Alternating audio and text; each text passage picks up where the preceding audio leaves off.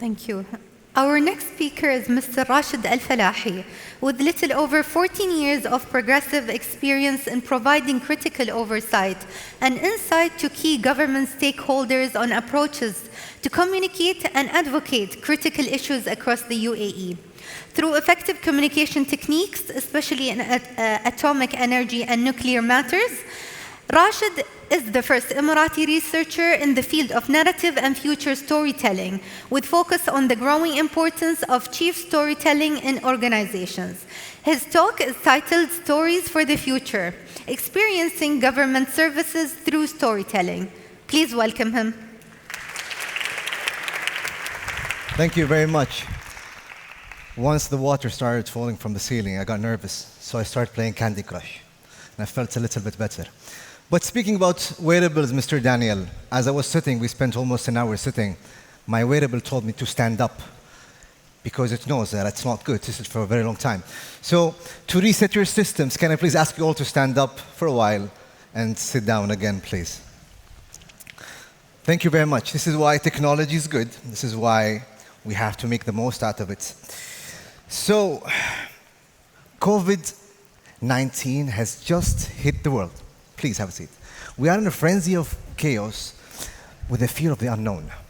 Amidst the sea of false information, the government wants to raise awareness on the Minister of Health directives. Imagine that you have been tasked to educate the public on the need to observe these regulations.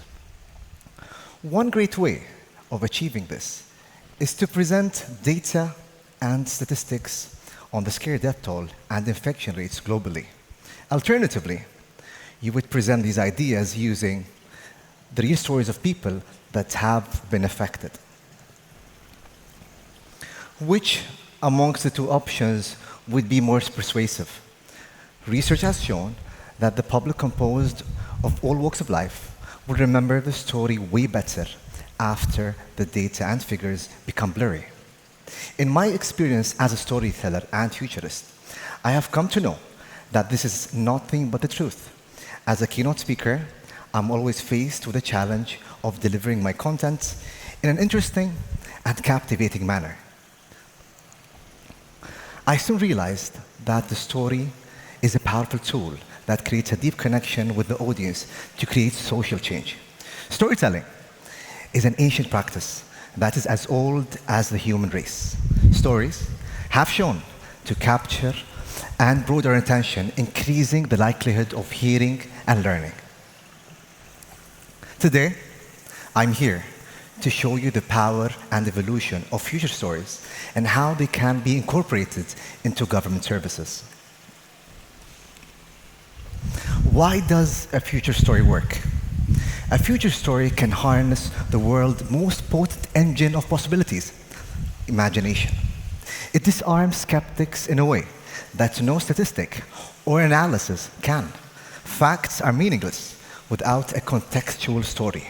My audience often switch off whenever I pull out graphs and charts with endless figures. The minute I shift their attention to a story, they visibly come back to life. And the satisfaction that comes with understanding and expressed in their keenness is relatable. Stories can be memorable, impactful, and personally connecting. They easily engage, influence, teach, and inspire listeners. This concept can be explained by exploring the science behind storytelling. Essentially, storytelling introduces the brain to release hormones. Why does that matter? If we are trying to make a point stick, the hormone cortisol assists with our formulating memories. The hormone dopamine, which helps regulate our emotional response, keeps us engaged, just like now. When it comes to creating deeper connections with the audience, the hormone oxytocin is associated with empathy, an important element in deepening and maintaining good relations with people. The science of storytelling reveals how storytelling effective activity leading to a greater impact. A concept called neural coupling occurs when a story activates part in your brain that allows the listener to turn the story into their own ideas and experiences. On the other hand, mirroring occurs where listeners form a connection to each other and to the speaker by experiencing a similar brain activity. Now, the personal connection we feel when hearing a story relates to some interesting neuroscience. When presented with data and facts, two areas of the brain are activated, the one that takes in the information and the one that processes it. However, storytelling makes multiple areas in our brain work, making the brain more receptive to stories than it is to statistics. So this explains the alertness we experience when we listen to stories. Our brain actually can't tell the difference between hearing a story and experiencing it. Because of that personal connection, we become deeply emotionally attached. Emotion appeals to our senses, influencing the audience strongly. Therefore, storytelling creates long-lasting impressions. The audience will recognize, decode, and grasp your point quickly, and the feeling you conjure up will linger and have an impact on a larger scale. That's why gossip and propaganda sell so well and spread like wildfire. Interesting, right? But how does this relate to government services? It might feel like stories waste time and resources, but stories actually have the power to change our perceived value of something. Emotional connection triggers action, thus influencing human behavior. This ultimately leads to desired change. Government services can use storytelling to influence people positively and create the desired change for effective persuasion. To harness the power of storytelling, we need to understand how to tell stories of the future. Our ancestors communicated through ancient cave drawings by craftsmen. Oral traditions took over to pass information from one generation to another through word of mouth in the form of epic poetry, myths, chants, and songs. At the turn of the century, technological advances made it possible to write, print, and type stories. And now, centuries later, we are faced with multiple possibilities of storytelling: visual stories, photographs, spoken stories, and videos, and recordings and written words on blogs and statuses, etc. What could be the impact of future stories? Clearly, good storytelling is a hallmark of effective leadership. For future stories, we can utilize indirect experiences, mentally rehearsing how we might handle a situation before we have to face it.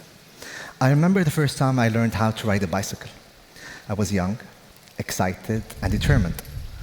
I still carry the scars that I endured as I was a kid, as I lose my balance while pedaling. Years later, I made a few more mistakes by learning how to ride a car. I have a scar on my neck. And now I yearn to learn how to fly jets.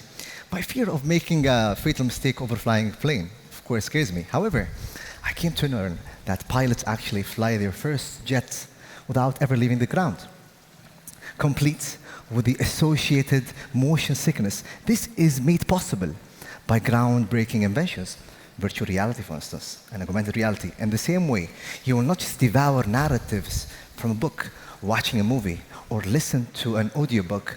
In the future, you would be standing in the middle of them. How? Virtual reality, of course.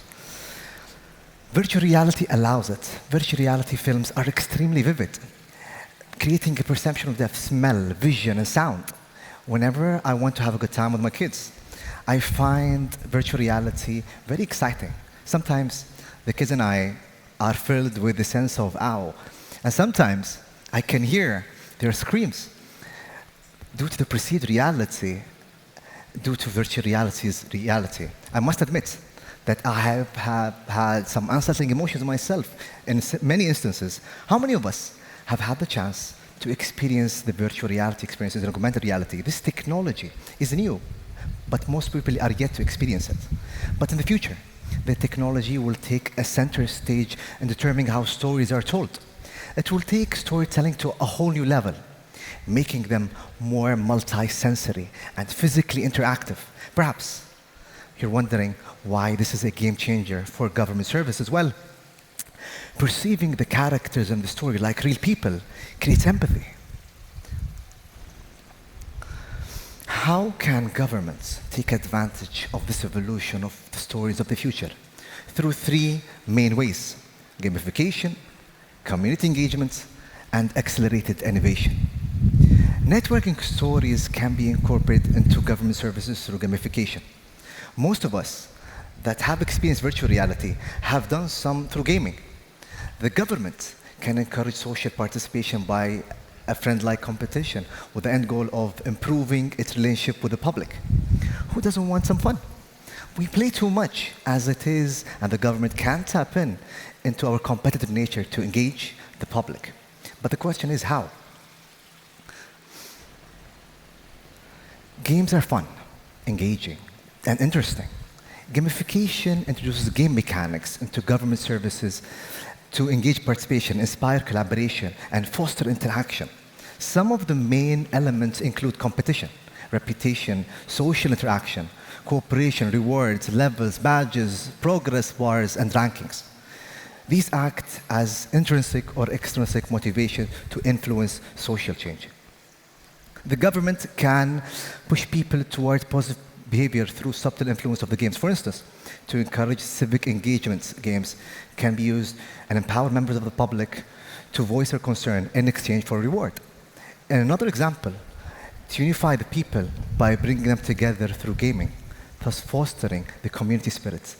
The best starting point for documenting such gamification would be through the government e-services. How else can government services benefit from the future of storytelling? Picture this.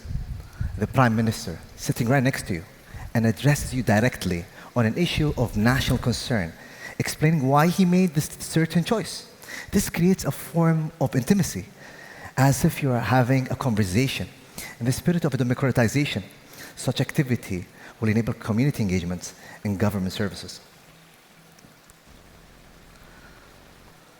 Stories can be used to accelerate innovation in the public sector and create engagement and participation.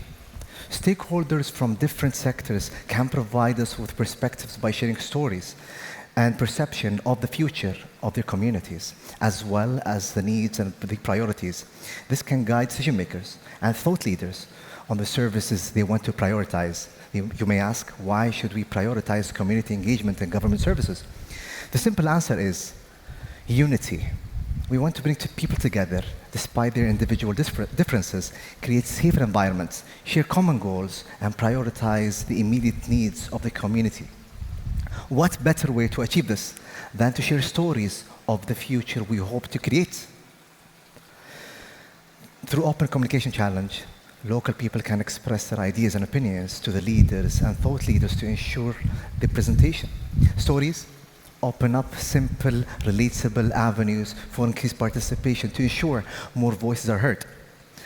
They contribute to social change and policy reforms due to the power to shape and improve their lives. Share stories build trust, cultivate norms, and create emotion connections, making it easy to transfer knowledge while learning and unlearning. The government can create alternative futures through storytelling and stories of the future leading creativity and innovation. We all know that innovation calls for change, which we hate most of the time. We love the status quo so much that our instinctive reaction to change, neither positive or negative, is resistance. Storytelling has been used as the icebreaker to increase cooperation in the past and even present.